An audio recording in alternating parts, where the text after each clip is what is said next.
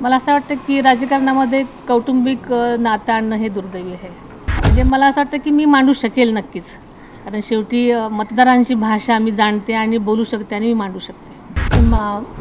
आपल्याला सगळ्यांना माहिती आहे की जनतेतूनच माझ्या उमेदवारीची मागणी होत होती आणि म्हणून मला जनतेने हातात घेतलेली निवडणूक आहे. त्यामुळे जनता हेच कुटुंब, बारामतीच हे माझं कुटुंब आहे. मी अनेक वेळा सांगितलेलं आहे. त्यामुळे बारामती हेच कुटुंब आहे माझं. त्याच्यामुळे एकटं वगैरे तसं काहीच नाही. नक्कीच चांगलं मताधिक्य असणार, कारण जिकडे मी संबंध बारामती मतदारसंघात सगळ्याच तालुक्यांमध्ये फिरले आणि सगळीकडेच अतिशय चांगला प्रतिसाद असल्यामुळे मला असं वाटतं की चांगलं मताधिक्य मिळेल. स्वाभाविकपणे ते ठिकठिकाणी जात असताना लोकांचे प्रश्न पण जाणून घेत असाल की जे गेले 5 वर्षात पूर्ण झाले नाहीत, असं कदाचित तुम्हाला दिसलं असेल आणि ते पूर्ण करण्याचं आश्वासन तुम्ही देत असाल, तर कुठले ढोबळमानाने किंवा प्रामुख्याने साधारणतः भोर तालुक्यामध्ये उतरवलंची MIDCचा प्रश्न अनेक युवकांनी त्याची मागणी केलेली आहे. पुरंदरच्या विमानतळाचा जो प्रस्तावित विषय आहे त्याच्याविषयी मागणी केलेली आहे. असे जे काही विषय आहेत त्याच्याविषयीचा पाठपुरावा करण्यासाठी मी नक्कीच प्रयत्न करणार असं मी त्यांना मतदारांना सांगितलेलं आहे. यापूर्वी म्हणजे सुप्रियाताई तिथे अनेकदा खासदार म्हणून आलेले आहेत. तुमची टक्कर जी आहे ती अशा व्यक्तीशी आहे की जी संसदेमध्ये त्यांची कार्यक्षमता त्यांनी दाखवलेली आहे आणि जनमानसामध्ये पण पवार कुटुंबियांची एक पकड आपली आहेच.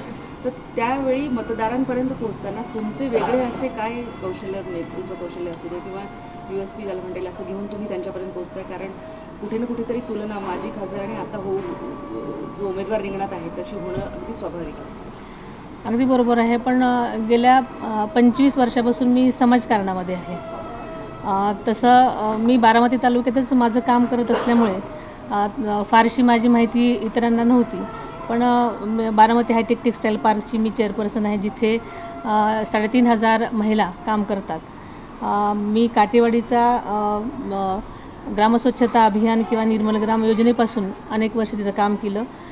तसंच मी माझी एन्व्हायरमेंटल फोरम ऑफ इंडिया ही एक सामाजिक संस्था आहे जी की पर्यावरणावरती ट्री प्लांटेशन, पर्यावरण, आरोग्य, शिक्षण इतर विभागामध्ये पण काम करते अनेक वर्ष. आम्ही ह्याच्यामध्ये जलसंधारणावरती प्रकल्प मेघदूत नावाचं प्रकल्प राबवला.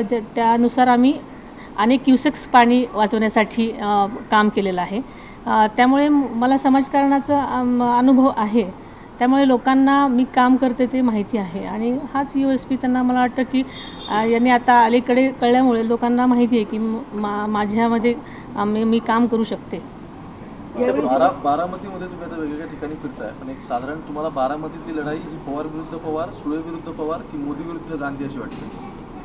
तसं बघायला गेलं तर आदरणीय दादांनी जेव्हा वेगळी भूमिका घेतली आदरणीय मोदी साहेबांच्या मार्गदर्शनाखाली काम करण्याची, तेव्हा विकासाच्या मुद्द्यावरच त्यांनी भूमिका आपली घेतलेली आहे. आणि आपल्याला माहिती आहे की बारामतीचा विकासाचा पॅटर्न हा वेगळा आहे आणि तशाच प्रकारचा पॅटर्न संबंध बारामती मतदारसंघामध्ये करण्याचा आम्ही विचार करत आहोत. पण मूळचे पवार आणि बाहेरचे पवार असा एक मुद्दा उपस्थित करून तुम्हाला कुठेतरी बाहेरचं ठरवलं जाते, त्याच्याबद्दल काय मला याविषयी बोलायचं. थँक्यू. जसं आता तुम्ही किती म्हणत असलात की ही लढाई कौटुंबिक नाही तर विचारांची लढाई आहे, मात्र त्याला स्वरूप हे कौटुंबिक लढाईचं आलेलं आहे, हे तुम्ही मान्य करणार? मला असं वाटतं की राजकारणामध्ये कौटुंबिक नातं आणणं हे दुर्दैवी आहे. आत्ता तुम्ही म्हटलात अनेक मुद्दे आहेत की संसदेमध्ये असा खासदार हवा की ज्याला भाषण करता येणार, असंही शरद पवार भाषणामध्ये सांगतात वेगवेगळ्या ठिकाणी. तर एक तुमचं जे वक्तृत्व आहे किंवा वक्तृत्व कला आहे, तर याच्यावरती थोडं ते प्रश्नचिन्ह निर्माण करते. तर मग तुम्ही काय सांगाल त्याबद्दल की तुम्ही तेवढ्याच तडफेने संसदेमध्ये प्रश्न मांडू शकाल का, अशी एक शंका ते उपस्थित करतात. मला असं वाटतं की मी जे काही आजपर्यंत बोलते तुमच्या सगळ्यांशीच, त्याच्यानुसार मी संसदेतसुद्धा माझ्या मतदारसंघातले प्रश्न मांडू शकते की नाही हे आपल्याला म्हणजे सगळ्यांनाच म्हणजे मला असं वाटतं की मी मांडू शकेल नक्कीच, कारण शेवटी मतदारांची भाषा मी जाणते आणि बोलू शकते आणि मी मांडू शकते. आतापर्यंत तुम्ही कुठे अशा पद्धतीचे प्रश्न मांडले? म्हणजे ठीक आहे, समाजकारणात असताना का होईना, कारण शेवटी समाजातले असू द्यात, महिलांचे असू द्यात, ते प्रश्न कुठेतरी मांडायचे असतात. मग तुम्हाला तर अगदी घरापासून सुरुवात करावी लागली असेल. ती राष्ट्रीय आंतरराष्ट्रीय पातळीवर? खरं सांगायचं तर जिथे संधी मिळेल तिथे मांडायचे असतात प्रश्न. संधी मिळाल्यानंतर नक्कीच मी मांडेन. कुठेतरी भावनिक मुद्दा नाही म्हटलं तरी केला जातोय, कारण आमचं घर तोडलं वगैरे अशा पद्धतीचं एक, आणि त्याचा ठपका जो आहे तो सगळा तुम्ही ज्या पक्षाच्या बरोबर आता जाता आहात त्यांच्यावर ठेवून केलं जातं.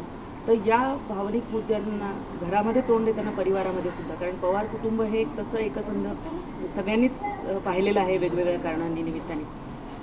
आता ही जी लढाई आहे ही थोडी वेगळी भावनिक पातळीवर पण आहे, वैचारिक पातळीवर आहे, राजकीय आहे, सगळीच आहे.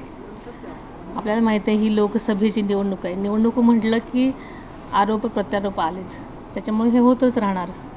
मला सगळ्यांनाच विचारायचं, हा खडकवासला मतदारसंघ जो आहे तर तो मागील 2 निवडणुकांमध्ये भारतीय जनता पक्षाच्या उमेदवाराला किंवा अगदी जाणकार पुरस्कृत होते, त्यांना मोठ्या प्रमाणात इथून मताधिक्य भेटलं.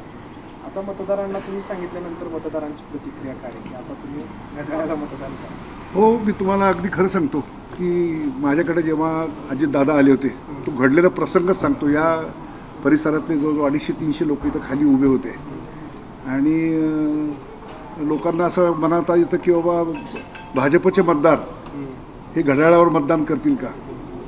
तर मी एकच प्रश्न विचारला जमलेल्या सगळ्या नागरिकांना की म्हटलं मोदींना पंतप्रधान करण्यासाठी म्हटलं तुम्ही कशावर शिक्का मारणार आहात.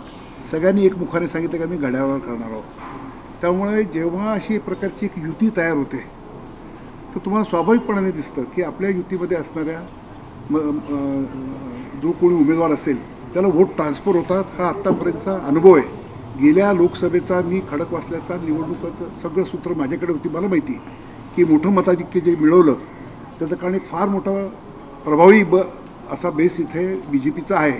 तेव्हा निश्चित खात्रीपूर्वक सांगतो की हा BJPचा मतदाराचं वोट हे ट्रान्सफर होणार. हे महायुतीतल्या उमेदवार आमच्या सुनेत्राताई यांनाच त्यांच्या घड्याळावरती शिक्का मारणार याच्याबद्दल आम्ही निशंक आहोत. भारतीय जनता पक्ष आणि त्याच्या संलग्न म्हणजे संघटना ज्या आहेत तर वारंवार वेगवेगळे सर्वे केले जातात. तर असे सर्वे या मतदारसंघातलं आज निवडणूक झाली तर मताधिक्य किती दाखवत आहेत, काय म्हणजे कुठल्या विषयात? नाही, मला आत्ता अशा कोणत्याही सर्वेची कल्पना नाही आहे, पण मला जो काय कल्पना आहे साधारणपणाने त्याच्यावर मी जे आत्ता बोललो, मी साधारणपणाने सहसा फारसं बोलत नाही, आपल्या लोकांना माहिती असेल. मी ज्या खात्रीने सांगतो आहे की खडकवासल्यामधून 1 लाखाहून अधिक मताधिक्य मिळेल त्याच्यामागं काही गणित आहे की BJP जशी एक अगदी सशक्त इथं आहे तसंच राष्ट्रवादीचं देखील ताकदीचं काम या मतदारसंघात आहे. आणि या दोन्हीचं बेरीज त्याच्यावरनं चित्र अगदी स्पष्ट आहे. तर त्याच्यासाठी मला कोणत्या सर्वेची गरज वाटत नाही आहे. वहिनी, ही जर विचारांची लढाई तर दादांनी उमेदवार देताना घरातलाच उमेदवार का निवडला? मग दादांनी सांगितल्यानंतर कुठलाही उमेदवार निवडून येणं शक्य नव्हतं का? आता तो प्रश्न दादांना विचारायला पाहिजे. परंतु असे कुठले प्रकल्प आहेत सध्या फक्त पवार कुटुंबात विचारांची लढाई, नेमकी कुठल्या विचारांची लढाई? राजकीय विचारांची लढाई. कुठले? ते विकासाचा मुद्दा असेल.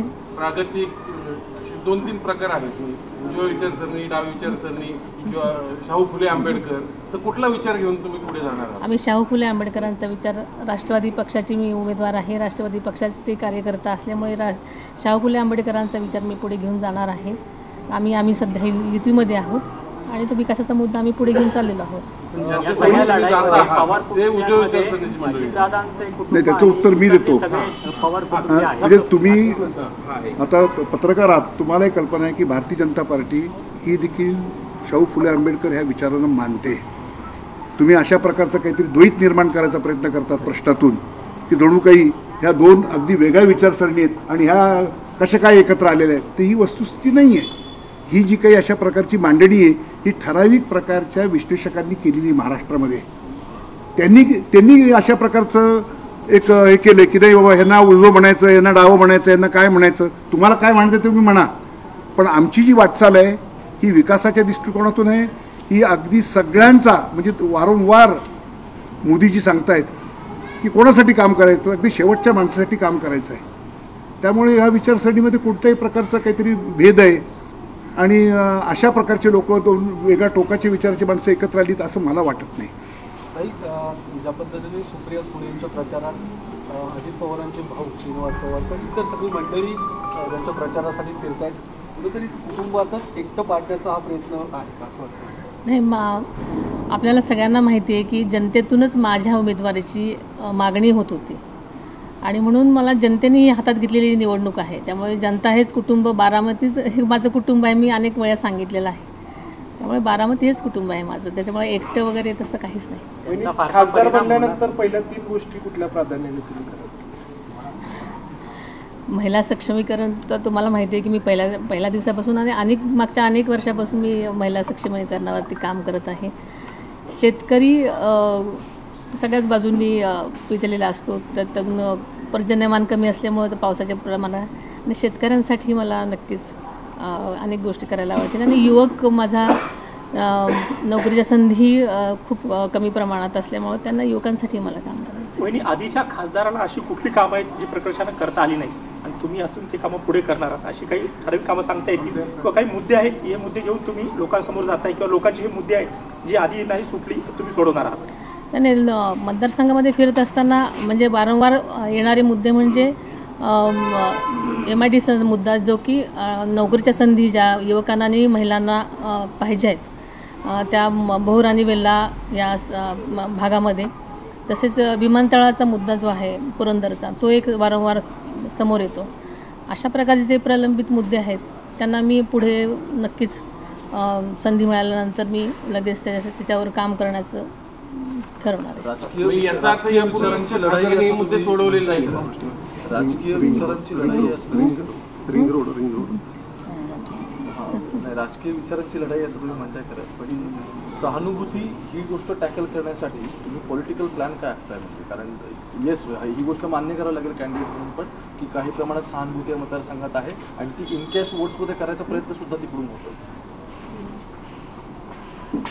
पण आम्ही आदरणीय दादांनी जे काही मतदारसंघामध्ये काम केलेलं आहे आणि संबंध महाराष्ट्रामध्येच त्यांनी ज्या प्रकारचं काम केलेलं आहे, लोकांना माहिती आहे की त्यांचं काम कशा प्रकारचं आहे आणि लोकांचा विश्वास आहे की ते जे काम जे बोलतात ते काम करून दाखवतात. त्याच्यामुळे मला असं वाटतं की लोकांचा ह्या सगळ्याच गोष्टींवरती विश्वास असल्यामुळे लोक मतदान करतील. दादांच्या कामाविषयी मात्र अगदी बारामतीतून टीका होते की ते मलिदा गँगचे पुढारी आहेत. तुमच्याच घरातल्या लोकांकडून अशा पद्धतीची टीका झालेली आहे. नाही, मी म्हटलं ना की म्हणजे देश विदेशातील प्रत्येक घडामोडींचे लाईव्ह अपडेट मिळवण्यासाठी आता साम टीव्हीच्या सर्व सोशल मीडिया प्लॅटफॉर्मला लाईक, फॉलो आणि सबस्क्राईब करा. तसंच सर्व नोटिफिकेशनसाठी बेल आयकॉन प्रेस करायला विसरू नका.